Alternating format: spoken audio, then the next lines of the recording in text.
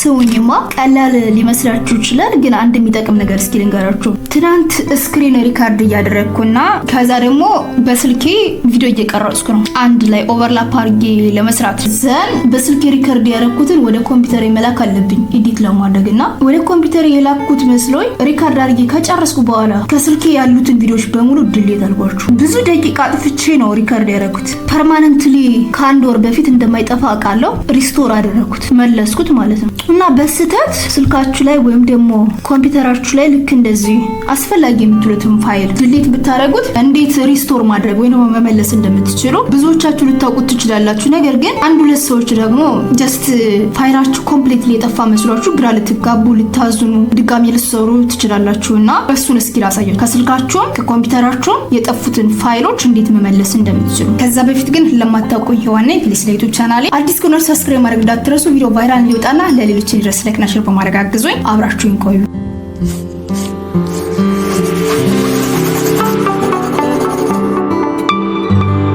Universal Tube ከስልካችን ላይ በማወቅም ባለማወቅም የደለትናቸው ፋይሎች ካሉ ለ30 ቀን ይጠብቀናል።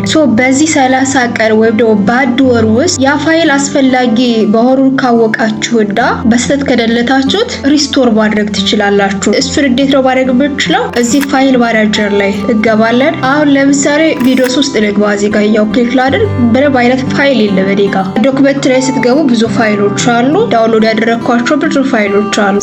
እንዴት ነው የደለትነውን ፋይል በመለስ ብቻለው? እዚህ ወደታች ስክሮል አድርጋችሁ ሪሰንትሊ ዲሌትድ ይላል። ይሄ ክሊክ ስናደርገው እዚህ ጋር የተደለቱ ፋይሎች ዝርዝሩን ያመጣላችኋል። እንደዚህ በሙሉ የደለትኳቸው ፋይሎች ናቸው። እዚህ ቴክስቱን እንደምታዩት ዲሌትድ ፋይል will be kept for 30 days ለ30 ቀን እንደሚጠብቀን ነው የሚናገረው። ለምሳሌ እርችኛዋን ቪዲዮ እስኪ ሪስቶር ላድርጋት። እንደዚህ ሰሌክት አድርግና ከዛ ሪከቨር ትላለች እርችኛዋ። እሷ ክሊክ ስታረጓት ይሄኛው ኦፕሽን ይመጣላችኋል። ሪከቨር ዚስ ፋይል ሪከቨር በሉት እንደዚህ ሲላችሁ ከዛ ልክ ባክ ብለን ነው እንመለስና ቪዲዮ ውስጥ ስንገባ ይሄ ፋይል ሪከቨር ተደርገዋል። በዚህ መልኩ ማንኛውም ፋይል ላይክ ፎቶ ሊሆን ይችላል፣ ቪዲዮ ሊሆን ይችላል፣ ስክሪን ሪከርድ ያደረጋችሁት ብታረቡት መጽሐፍ ማንኛውም በስልካችሁ የያዛችሁት ፋይል በስህተት ከተደለተ በዚህ መልኩ ሪከቨር ኦር ሪስቶር ኦር ባክአፕ ማድረግ ይቻላል። ላፕቶፓችን ላይ ወይም ደግሞ ዴስክቶፕ ኮምፒውተራችን ላይ አሁን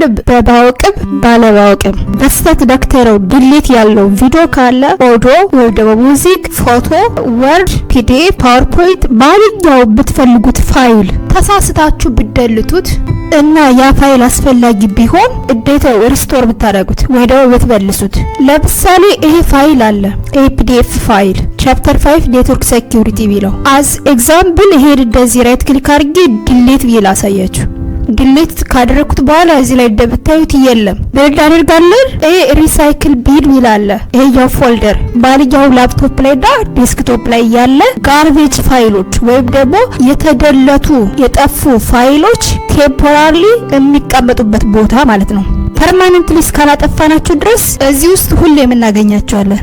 እዚህ ውስጥ ገብተን ወይ ፐርማነንትሊ እርግጠኛ ከሆንንና እስካሁን የደለትናቸው ፋይሎች ኮምፕሊትሊ ባክአፕ ማድረግ ካልፈለግንና ሪስቶር ማድረግ ካልፈለግን እዚህ ውስጥ ገብተን ፐርማነንትሊ ዲሌት ማድረግ እንችላለን። እንዲሁም ደግሞ እንደነገርኳችሁ በስህተት የተደለቱ ፋይሎች ነገር ግን ያ ፋይል ላይ አስፈላጊ ሆኖ ከተገኘ ሪስቶር ማድረግ ወይ ደግሞ መመለስ እንችላለን።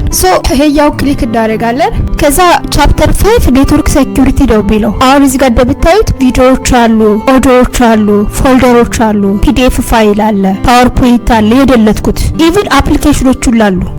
ፋይላችን የደለትነው ይሄ ነው ኮምፒውተር ኔትወርክ ሴኩሪቲ። እዚህ ላይ እንደምታዩት ዴስክቶፕ ላይ ጠፍቷል ኦልሬዲ ምክንያቱም ዲሌት ስላልኩት። ስለዚህ እዚህ ጋር ድምጣና ፋይሉን ሰሌክት አድርጋችሁ ከዛ ሪስቶር ተመልሰን ዴስክቶፕ ላይ ስንመጣ ፋይሉ ተመልሷል።